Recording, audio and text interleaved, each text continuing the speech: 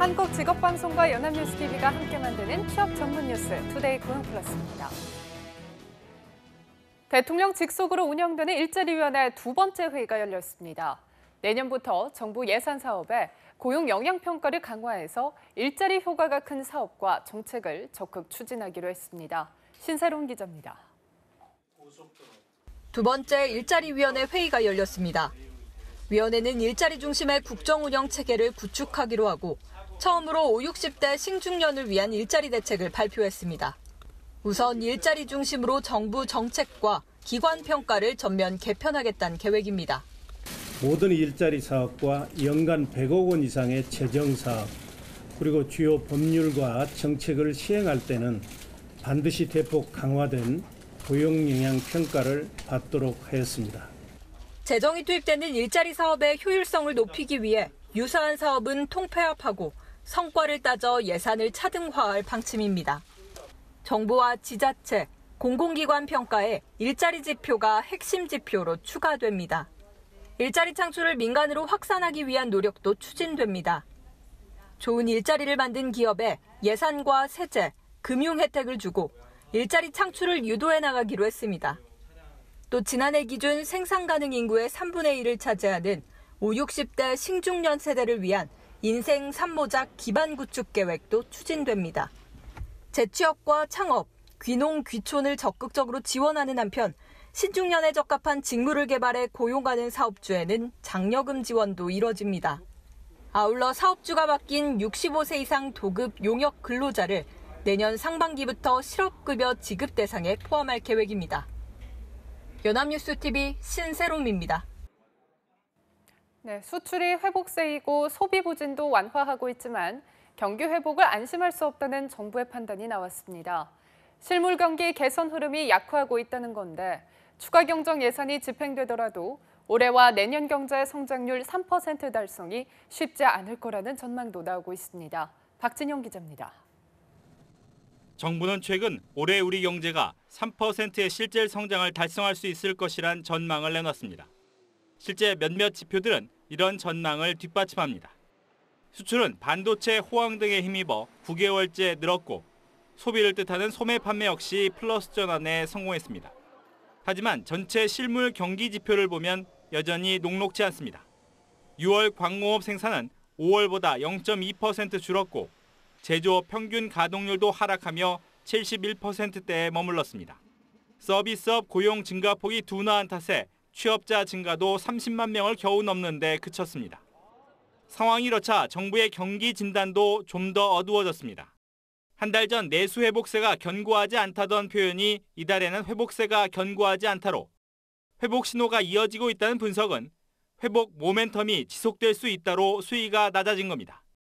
이들 지표만이 아닙니다. 내수에 영향이 큰 중국인 관광객은 1년 전보다 67% 넘게 급감했고 한미 FTA 재협상 같은 통상 현안, 북한 리스크도 11조 원의 추경 효과를 잠식할 위험 요인으로 꼽힙니다. 해외 투자은행들도 성장세 둔화를 예상합니다. 바크레이즈, JP모건 등 9개 주요 투자은행들의 올해 한국 성장률 전망치 평균은 2.8%로 정부 전망치보다 낮고 내년은 2.6%로 더 낮습니다.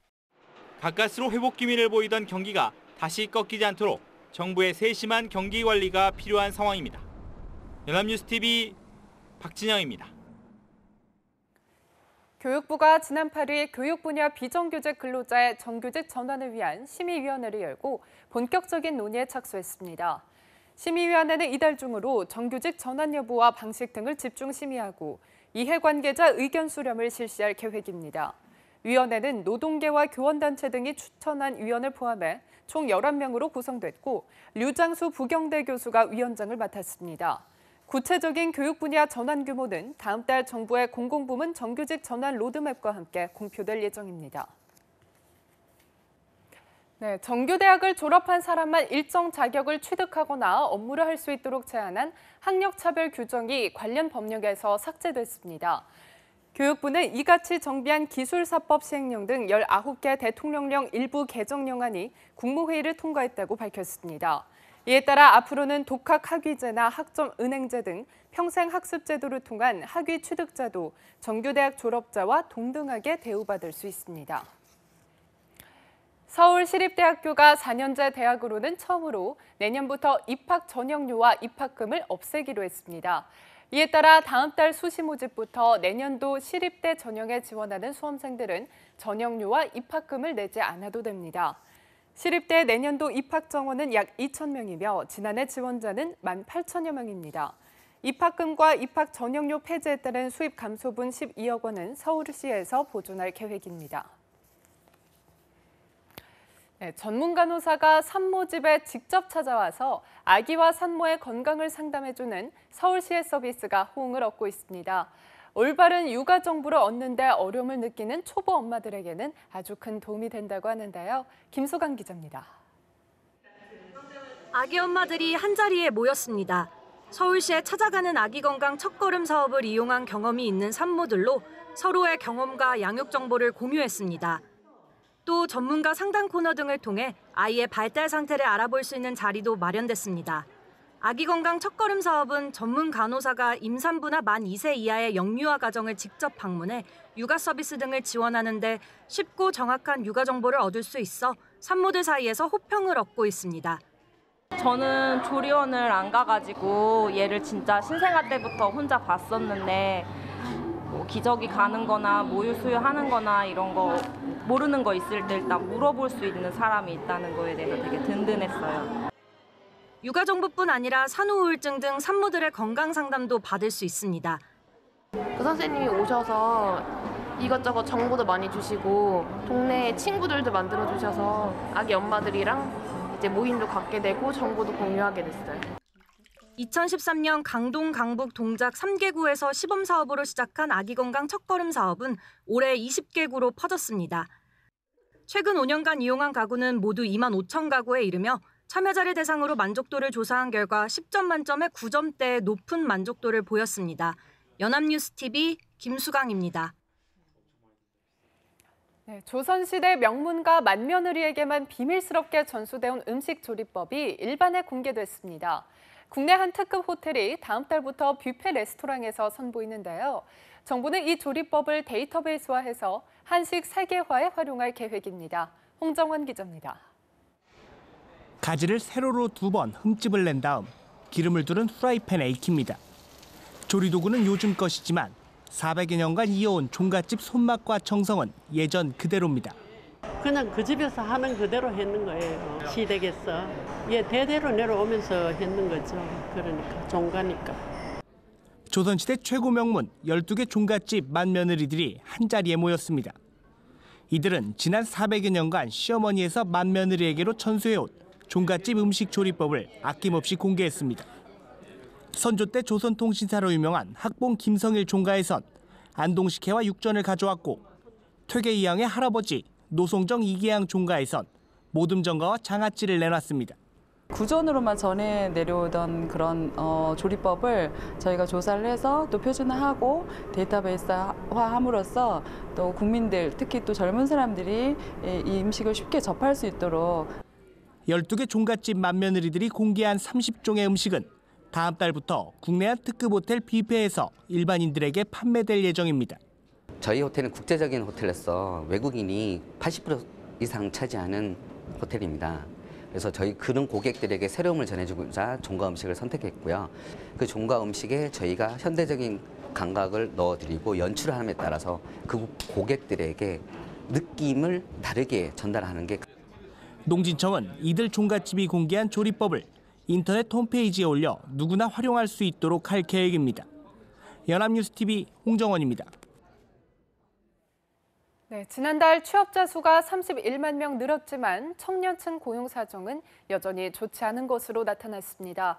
통계청의 7월 고용 동향에 따르면 지난달 취업자 수는 2,691만 명으로 작년 같은 달보다 31만 3천 명 증가했습니다. 전체 고용률은 61.5%로 작년보다 0.3%포인트 상승했고 실업률도 3.5%로 작년과 같은 수준이었습니다. 특히 제조업 취업자 수가 작년 7월보다 5만 명 늘며 2달 연속 증가했습니다.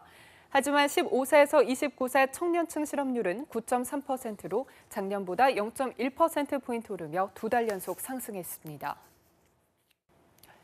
올해 말까지 취업난과 주거난에 시달리는 대학생과 취업준비생들에게 시세 30% 수준의 청년 매입 임대주택 1,500호가 공급됩니다. 국토교통부는 생계, 의료급여 수급 가구나 보호대상 한부모 가정 청년들에게 우선적으로 입주 자격을 줄 계획이라고 설명했습니다. 국토부는 서울의 총 510호 등 수도권의 전체의 60%인 900호를 우선 공급할 방침이며 조만간 서울 월곡역과 상월곡역 인근 도시형 생활주택 74호를 매입해서 다음 달 중으로 입주자를 모집할 계획입니다. 한편 국토부는 청년과 신혼부부를 위한 전세 임대주택 3,200호도 추가로 공급하는 방안을 추진 중입니다. 네, 지난해 한국의 경제 규모는 세계 11위, 구매력을 반영한 1인당 소득 수준은 48위로 전년 순위에서 제자리 걸음한 것으로 나타났습니다. 금융투자업계와 한국은행에 따르면 세계은행이 집계한 지난해 한국의 국내 총생산 GDP 규모는 1조 4,112억 달러, 세계 11위로 집계됐습니다. 우리나라의 GDP 순위는 2008년 15위를 기록한 이후 점차 나아지고는 있지만 11년째 10위권 밖에 머물러 있습니다. 국민권익위원회는 2013년 10월부터 지난 5월까지 복지, 보조금 비리 신고를 접수한 결과 고용노동 분야에서 156건의 신고가 들어와 104건을 수사 감독기관에 이첩했다고 밝혔습니다. 권익위는 자신의 집을 창업사무실로 신고해 지원금을 받아내는가 하면 기존 사원을 신규 인턴으로 등록시켜 채용 보조금을 가로챈 업체도 적발됐다고 설명했습니다. 권익위는 일자리 창출 관련 정부 보조금이 실제로 필요한 이들에게 돌아가야 한다며 하반기에 보조금 부정수급 근절에 힘을 모을 것이라고 밝혔습니다.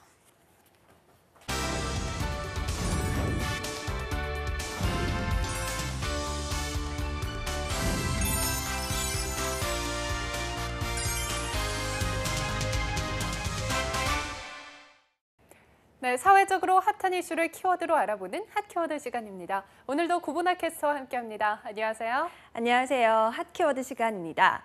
8월이 된 지도 얼마 되지 않은 것 같은데 벌써 열흘 가까이 흘렀습니다. 2017년의 하반기도 꽤 지난 셈이죠. 네, 그러게요. 시간이 참 빠른 것 같은데요. 얼마 전에는 벌써 입추였잖아요. 아직 날씨는 덥지만 가을이 곧 다가올 거라는 생각을 하니까 2017년도 이제 눈 깜빡할 사이에 지나가겠어요. 네, 맞습니다. 그런데 시간은 훌쩍 흘렀는데 2017년 하반기에 발표된 정책들을 아직 모르시는 분들이 많은 것 같아서요. 오늘은 직장인과 취업 준비생들만을 위한 알짜 정책을 소개해 보려고 합니다. 네, 사실 정책이 달라져도 모르는 경우가 많잖아요. 그래서 혜택을 그냥 지나치는 경우도 많은데 직장인과 취업 준비생을 위해서 어떤 정책이 생겼는지 궁금한데요. 네, 바로 지난 7월부터 시행된 정책들인데요.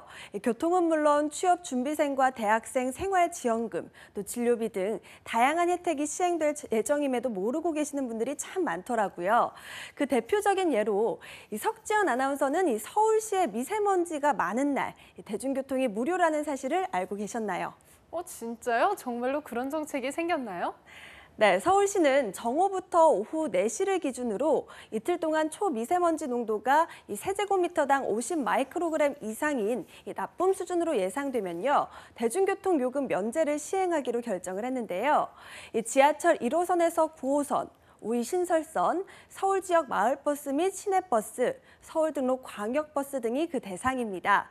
이 미세먼지 때문에 통학이나 출퇴근에 큰 불편을 겪는 시민들이 많아지면서 생긴 조치인데요. 이 여름이 시작되고 미세먼지가 잦아들면서 아직까지 무료가 된 적은 없었지만 내년 환절기에 미세먼지 농도가 높아지면 활용할 수 있는 알짜 정보가 될 것 같습니다. 네, 미세먼지 때문에 밖으로 나가는 게 굉장히 꺼려졌었는데 대중교통 요금이 면제된다고 하니까 다소 솔깃한 분들도 있을 것 같아요. 물론 무엇보다 미세먼지를 줄이는 방법을 강구해야겠지만 그 전에 시민의 불편을 해소하기 위해서 특단의 조치를 내린 점은 무엇보다도 긍정적으로 봐야 할 것 같습니다. 이렇게 모르고 있었던 알짜 정보를 알게 되니까 점점 더 흥미로워지는데요. 그렇죠.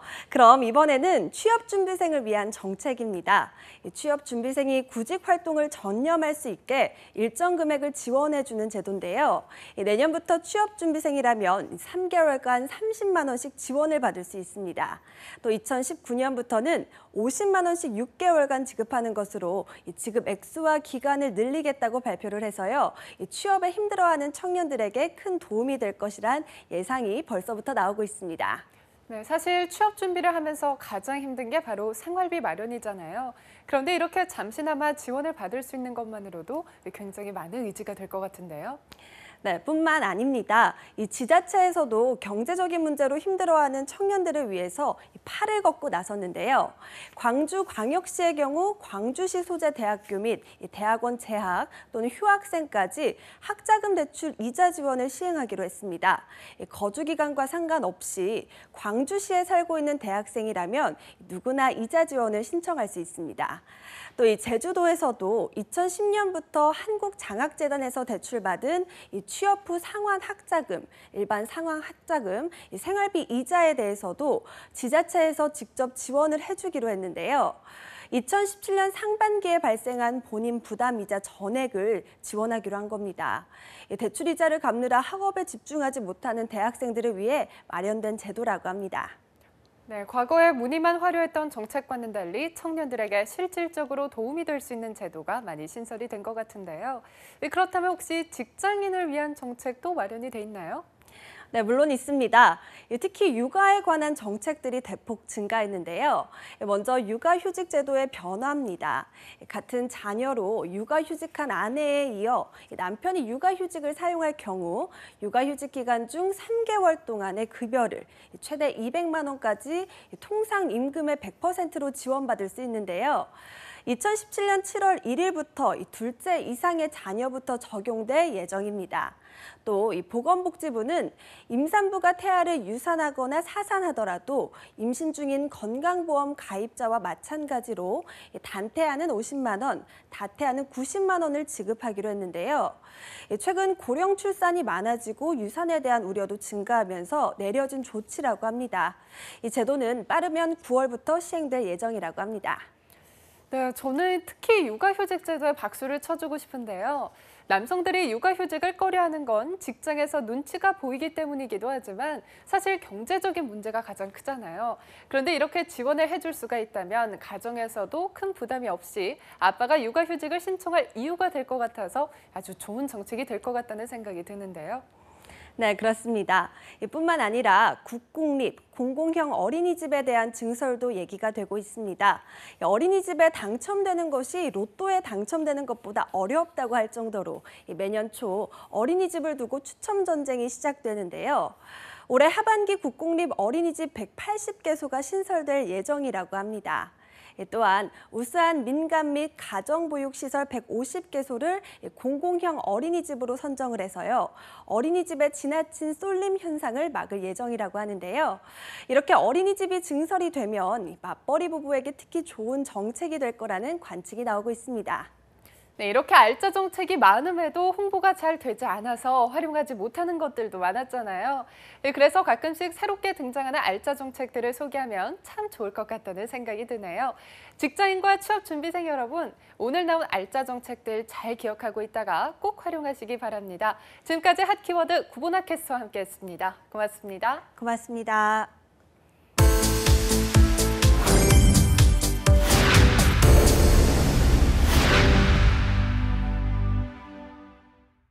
네, 투데이 고용 플러스 오늘 준비한 소식은 여기까지입니다. 함께해 주신 여러분 고맙습니다.